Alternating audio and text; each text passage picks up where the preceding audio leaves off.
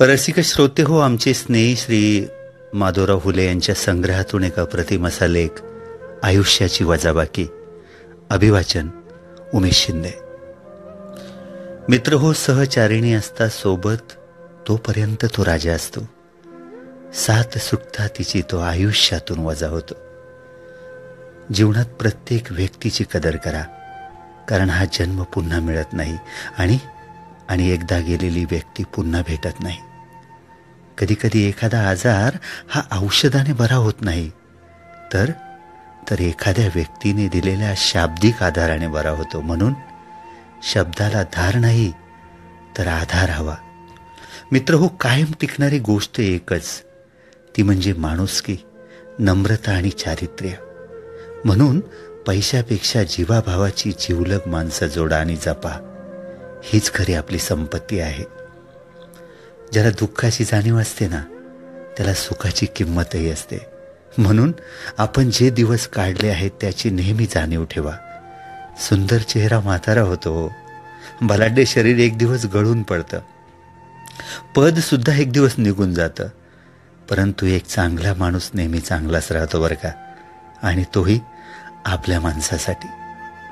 आपल्या व्यथा तिथेच मांडा जिथे समाधान मिळेल. आपला माथा तिथेच टेकवा जिथे स्वाभिमान मिळेल. नाहीतर व्यथा आणि माथा तुडवण्यात लोक खूप सराईत आहेत. स्वप्न अशी बघा की पंखांना बळ येईल. मैत्री अशी करा की जग आपलं होईल. अपयश पण असं स्वीकारा की विजेता सुद्धा भारावून जाईल.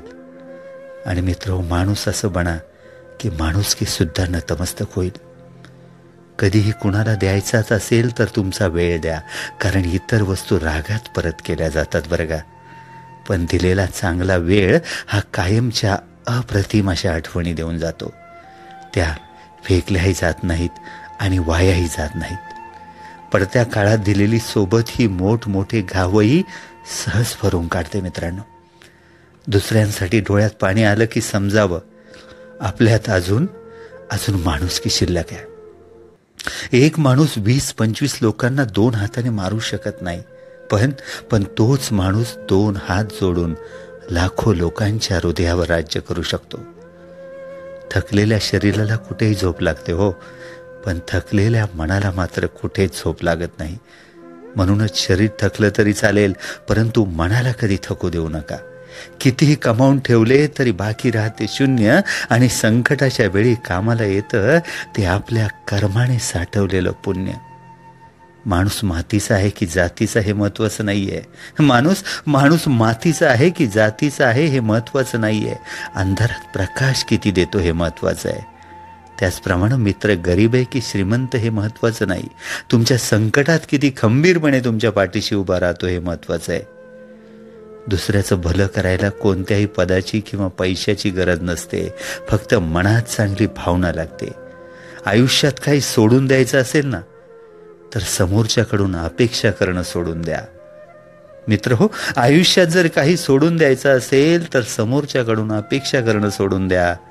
कारण अपेक्षाभंगामुळे आलेलं नैराश्य फार फार कठीण असतं. सदरचा हा लेख आपुलकीच्या आणि जीवाभावाच्या माणसांसाठी समर्पित आहे. अभिवाचन उमेश शिंदे.